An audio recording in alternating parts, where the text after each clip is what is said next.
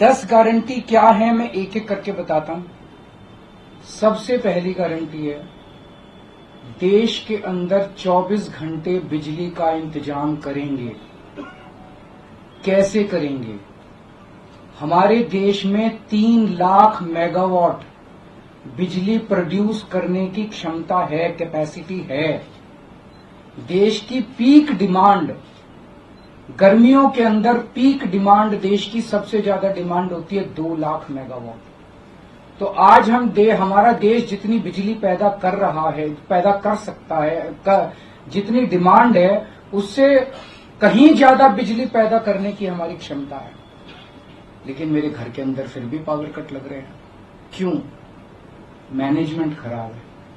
दिल्ली में भी यही हाल था, पंजाब में भी यही हाल था। बिजली तो थी लेकिन मैनेजमेंट खराब था। हमने मैनेजमेंट ठीक करके दिल्ली में भी 24 घंटे बिजली का इंतजाम किया, पंजाब में भी किया, देश में भी करके दिखा सकते हैं क्योंकि हमें एक्सपीरियंस है।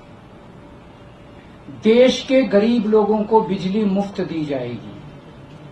दिल्ली में करके दिखाई, पंजाब में करके दिखाई, पूरे देश के अंदर फ्री कर सकते हैं। 1.25 लाख करोड़ रुपए का खर्चा आएगा। एक एक कैलकुलेशन करके लाया हूं मैं हवा में गारंटी नहीं देता। केजरीवाल की गारंटी एक ब्रांड है मार्केट के अंदर।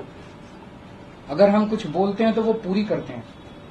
तो 1.25 लाख करोड़ रुपए का खर्चा आएगा। 1.25 लाख करोड़ रुपए हम इंतजाम करेंगे। 1.25 लाख, उसके अंदर पूरे देश के गरीबों को 200-200 यूनिट बिजली मुफ्त मिल सकती है। आज भी हमारे देश के गरीब लोगों को ये बिजली की पहली गारंटी थी। दूसरी गारंटी है शिक्षा की। कोई भी देश तब तक तरक्की नहीं कर सकता जब तक उसके हर बच्चे को अच्छी शिक्षा का इंतजाम ना कर दिया जाए। अगर किसी देश के अंदर ढेरों लोग अनपढ़ हैं, अगर किसी देश के अंदर कई बच्चों को बिलो स्टैंडर्ड, सब क्वालिटी, गंदी, बेकार शिक्षा मिलती है, वो देश कभी आगे नहीं बढ़ सकता। आज हमारे देश के अंदर सरकारी स्कूलों का बुरा हाल है। 10 लाख सरकारी स्कूलों के अंदर 18 करोड़ बच्चे पढ़ते हैं जिनका कोई भविष्य नहीं है। दिल्ली के अंदर हमने करके दिखाया, पंजाब के अंदर करके दिखाया। देश के सारे सरकारी स्कूलों को शानदार बनाएंगे, अच्छे बनाएंगे, प्राइवेट स्कूलों से भी बेहतर बनाएंगे। और इस देश के अंदर पैदा होने वाले हर बच्चे के लिए, चाहे वो अमीर का बच्चा हो चाहे गरीब का बच्चा हो, अच्छी, शानदार और फ्री शिक्षा का इंतजाम किया जाएगा। अगर आप अमीर हैं, अपने बच्चे को प्राइवेट में भेजना चाहते हैं, भेजिए। लेकिन आप अगर सरकारी स्कूल में अपने बच्चे को भेजते हैं तो प्राइवेट स्कूल से किसी 1% भी कम नहीं होगी इस शिक्षा की क्वालिटी। ऐसी शिक्षा का इंतजाम गांव-गांव के कोने-कोने, देश के कोने-कोने में अच्छी शिक्षा का इंतजाम करेंगे। दिल्ली में किया, पंजाब में किया, हमें करना आता है, हमारी नीयत है। ये काम आजादी के वक्त हो जाना चाहिए था लेकिन नहीं हुआ। देर आए दुरुस्त आए, आजादी के 75 साल बाद भी हो गया तो बहुत अच्छी बात है। इस काम को करने के लिए 5 लाख करोड़ रुपए लगेंगे। 2.5 लाख करोड़ रुपए केंद्र सरकार देगी, 2.5 लाख करोड़ रुपए राज्य सरकार देगी। हर साल 5 साल में हर साल 50,000 करोड़ रुपए का खर्चा आएगा केंद्र सरकार को। 50,000 करोड़ तो कुछ भी नहीं है। अगर 50,000 करोड़ रुपए सालाना खर्चे में मेरे देश के बच्चा अगर 18 करोड़ बच्चों को अच्छी शिक्षा मिल जाए, इससे अच्छा और क्या हो सकता है। तीसरा, स्वास्थ्य। अगर मेरे देश की जनता स्वस्थ होगी, बीमारी नहीं होगी, तो देश तरक्की करेगा। पढ़ी लिखी जनता होगी, स्वस्थ जनता होगी, तो ये 140 करोड़ लोग ही तो इस देश को आगे ले जाएंगे। कोई एक प्रधानमंत्री थोड़ी देश को आगे ले जाता है, जनता आगे ले जाती है। तो सब लोगों को अच्छे इलाज का इंतजाम करेंगे। आज अगर किसी को के घर में कोई बीमार हो जाए, बड़ी बीमारी हो जाए, सरकारी अस्पतालों का बुरा हाल है पूरे देश के अंदर और प्राइवेट वालों ने लूट मचा रखी है। पूरे देश में कोने-कोने में, हर गांव में, हर मोहल्ले में मोहल्ला क्लिनिक खोला जाएगा।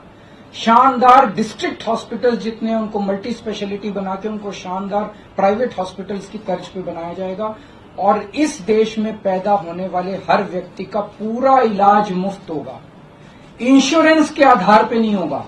ये बहुत बड़ा स्कैम है। जितनी सरकारी, राज्य सरकारें, केंद्र सरकार इंश्योरेंस आधारित जो स्कीम बनाती हैं, ये सब बहुत स्कैम है इंश्योरेंस कंपनीज के साथ। हम इंफ्रास्ट्रक्चर क्रिएट करेंगे, कोने कोने के अंदर, गांव गांव के अंदर इंफ्रास्ट्रक्चर क्रिएट करेंगे, हेल्थ इंफ्रास्ट्रक्चर क्रिएट करेंगे, अस्पताल बनाएंगे, मोहल्ला क्लिनिक बनाएंगे, ताकि लोग वहां जाके अपना इलाज करा सकें और सबका इलाज मुफ्त होगा, चाहे अमीर हो चाहे गरीब हो।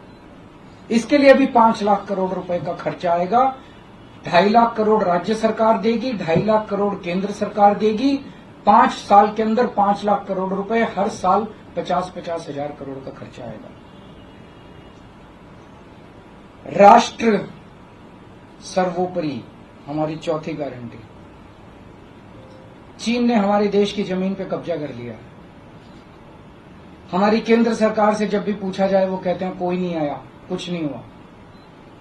सब जानते हैं, पूरी दुनिया जानती है, सैटेलाइट का जमाना है, सबके पास तस्वीरें हैं कि किस तरह से चीन ने हमारी सरजमी के ऊपर घुस के और उसके हमारी जमीन के ऊपर कब्जा कर लिया। झुठलाने से समस्या का समाधान नहीं होगा, लोगों से छुपाने से समस्या का समाधान नहीं होगा। हमारे देश की सेना के अंदर बहुत ताकत है। हमारे देश की सेना को एक बार इजाजत तो दीजिए, उसको स्वतंत्रता तो दीजिए काम करने की। वो देखिए आपको जीत के लाती है। तो हमारे देश की जितनी जमीन पे चाइना ने कब्जा किया हुआ है, उस जमीन को चाइना के कब्जे से छुड़वाएंगे। इसके लिए एक तरफ डिप्लोमेटिक लेवल पे एफर्ट्स किए जाएंगे और सेना को पूरी स्वतंत्रता दी जाएगी कि वो इसके बारे में जो कदम उठाना चाहे कदम उठा सकती है। सेना को आज जो रोका जा रहा है वो रोका नहीं जाएगा। आज हमारी ये अग्निवीर योजना जो है कि हमारे युवाओं को फौज में भर्ती करके 4 साल के बाद निकाल दिया जाता है। लोगों की एक ओनरशिप नहीं बनती। 4 साल के बाद अगर आप निकाल देंगे तो एक तरह से हम सेना को सबसे कटिंग एज लेवल के ऊपर हम कमजोर कर रहे हैं। ये अग्निवीर योजना सेना के लिए भी बहुत हानिकारक है और जो बच्चे युवा हमारे अग्निवीर बन के जा रहे हैं वो लोग भी बहुत त्रस्त हैं। अग्निवीर योजना को बंद किया जाएगा। जितने बच्चों को अभी तक अग्निवीर में शामिल किया जाए उनको पक्का डिक्लेयर किया जाएगा। उनको राष्ट्रीय सम्मान भी नहीं मिलता संस्कार के समय, तो उनको पक्का किया जाएगा, उनको पक्का डिक्लेयर किया जाएगा। और सेना के अंदर ये ठेकेदारी के ऊपर एक तरह से कच्चे में अग्निवीर तो कच्ची नौकरी हुई ना, कच्ची नौकरी ये बंद की जाएगी और वापस पक्के के अंदर बच्चों को लिया जाएगा। और सेना को ये अग्निवीर योजना लाए थे क्योंकि केंद्र सरकार का मानना था कि सेना के ऊपर उनकी तनख्वाह और उनकी पेंशन के ऊपर पैसा ज्यादा खर्च हो रहा है। सेना के ऊपर और उस देश की सुरक्षा के ऊपर जितना पैसा खर्च करने की जरूरत है उतना पैसा खर्च किया जाएगा। देश की सुरक्षा के साथ खिलवाड़ नहीं किया जा सकता। छठी गारंटी किसानों के लिए। किसानों को आप इज्जत की जिंदगी दे सकते हैं अगर आप उनको उनकी फसलों के पूरे दाम दे दें। किसान कोई भीख नहीं मांग रहा, किसान अपना हक मांग रहा है। किसान अपनी बारिश में धूप में मेहनत करके और अपनी फसल उगाता है और उसके बाद जब उसको फसलों के पूरे दाम नहीं मिलते तब वो अपने ऋण नहीं चुका पाता, आत्महत्या करने के लिए मजबूर होता। अगर आप उसकी फसलों के दाम सुनिश्चित कर दें तो किसान को आपसे कोई फेवर नहीं चाहिए। स्वामीनाथन रिपोर्ट के आधार के ऊपर किसानों को उनकी फसलों के पूरे, सभी फसलों के पूरे दाम एमएसपी के आधार पर पूरे दाम दिलवाए जाएंगे। 7वीं गारंटी, दिल्ली को पूर्ण राज्य का दर्जा दिलवाया जाएगा, जो दिल्ली वासियों का कई दशकों से दिल्ली के लोगों का हक है। बेरोजगारी, आज पूरे देश का युवा बेरोजगारी से त्रस्त है। इसके लिए हमने बहुत डिटेल्ड प्लानिंग की है। हमारे मंत्रियों ने, हमारी टीम ने बैठ के, सब लोगों ने बैठ के कि 1 साल के अंदर 2 करोड़ रोजगार का इंतजाम किया जाएगा ताकि हमारे युवकों को बेरोजगारी से निकाला जा सके। ये प्रोडक्टिव और इफेक्टिव एम्प्लॉयमेंट होगी। भ्रष्टाचार, बीजेपी की वॉशिंग मशीन को चौराहे के ऊपर खड़ा करके तोड़ा जाएगा। बीजेपी की वॉशिंग मशीन इस देश का भ्रष्टाचार का सबसे बड़ा कारण है। सबसे बड़ा सोर्स जो है वो बीजेपी की वॉशिंग मशीन है। ईमानदार लोगों को जेल भेजने और बेईमानों को संरक्षण देने की आज जो मौजूदा व्यवस्था है, इस व्यवस्था को समाप्त किया जाएगा। दिल्ली और पंजाब में जिस तरह से हमने भ्रष्टाचार पे दोनों लेवल पे, छोटे लेवल का भ्रष्टाचार और बड़े लेवल का भ्रष्टाचार हमने जो वार किया है, उसी लेवल पे इफेक्टिव तरीके से पूरे देश को भ्रष्टाचार से निजात दिलवाई जाएगी। और 10वीं और आखिरी गारंटी व्यापारियों के लिए, अगर किसी देश के अंदर व्यापारी और उद्योगपति खुल के व्यापार नहीं कर सकते, अपने व्यापार को नहीं बढ़ा सकते, तो वो देश कभी तरक्की नहीं कर सकता। उस देश के अंदर कभी जॉब्स पैदा नहीं हो सकते। और ये डेटा बताता है कि पिछले 8-10 साल के अंदर इस देश के 12 लाख हाई नेटवर्थ इंडिविजुअल्स, बड़े बड़े अमीर लोग इस देश के अंदर व्यापार और उद्योग बंद करके विदेशों में चले गए हैं, क्योंकि इस देश के अंदर आतंक मचा रखा है सरकार, केंद्र सरकार ने, उन लोगों को डराने का, धमकाने का। जीएसटी को पीएमएलए से बाहर किया जाएगा, जीएसटी का सरलीकरण किया जाएगा, सारी प्रशासनिक और लीगल व्यवस्थाओं को सरलीकरण किया जाएगा और एक ऐसी व्यवस्था की जाएगी कि अगर इस देश के अंदर कोई सही तरीके से व्यापार करना चाहे तो वह व्यापार कर भी सकता है, उद्योग खोल भी सकता है, ज्यादा परमिशंस की जरूरत नहीं होगी और बड़े स्तर के ऊपर हम व्यापार को और उद्योग को, हमारा टारगेट चाइना को पीछे छोड़ना है, जो आज इस दुनिया के अंदर इसमें व्यापार में और उद्योग में और प्रोडक्शन में बहुत आगे है। हमारा कंपटीशन उनके साथ है। तो इसके लिए सभी व्यापारियों को, उद्योगपतियों को आगे बढ़ने का मौका दिया जाएगा। ये हम लोगों की 10 गारंटी है और मजबूत गारंटी है और मैं समझता हूं कि देश को इन सब उससे तरक्की मिलेगी। अगर आपके कोई प्रश्न है तो। वॉशिंग मशीन वाली बात कही तो क्या इसका मतलब है कि जो कार्रवाई हो रही है वैसी कार्रवाई आप लोग नहीं, हम कह रहे हैं वॉशिंग मशीन तोड़ेंगे। हम ये कह रहे हैं कि आज ईमानदार लोगों को पकड़ पकड़ के जेल भेजा जा रहा है, बेईमानों को वो अपनी पार्टी में शामिल करके संरक्षण देते हैं और उनको ईडी और सीबीआई के केस, ये व्यवस्था बंद की जाएगी। जो असली बेईमान है, जिन्होंने असली में बेईमानी की है, उन लोगों को पकड़ा जाएगा। इस तरह से पॉलिटिकल तरीके से विक्टिमाइजेशन बंद किया जाएगा। प्रधानमंत्री की उम्र को लेकर जो बात की, उसमें गृह मंत्री का बयान है, उन्होंने कहा कि जो भाजपा की कानून में ऐसी बात नहीं लिखी हुई है और देश भर के लोग चाहते हैं उत्तर से दक्षिण तक की नरेंद्र मोदी। देखिए, कल मैंने बोला था कि मैंने क्या बोला था, 2014 में प्रधानमंत्री जी ने खुद ने कानून बनाया था, अपने नियम बनाए थे बीजेपी के लिए कि 75 साल की उम्र होने पे भारतीय जनता पार्टी के अंदर उनको भारतीय जनता पार्टी अपने किसी भी नेता को किसी तरह की कोई जिम्मेदारी नहीं देगी और उनको रिटायर किया जाएगा। उस नियम के आधार पे आडवाणी जी को रिटायर किया गया, मुरली मनोहर जोशी जी को रिटायर किया गया, सुमित्रा महाजन जी को रिटायर किया गया, यशवंत सिन्हा जी को रिटायर किया गया, रीता बहुगुणा जोशी जी को रिटायर किया गया, संतोष गंगवार जी को, कई लोगों को रिटायर किया गया, यशवंत सिन्हा जी को रिटायर किया गया।